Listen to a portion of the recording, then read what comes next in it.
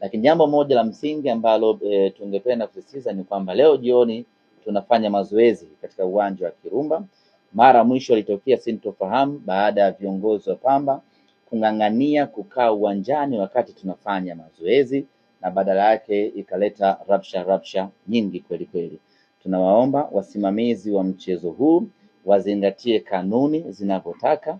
Tutakapokwenda kufanya mazoezi kusiwepo na kiongozi yeyote wa Pamba katika uwanja wa Kirumba.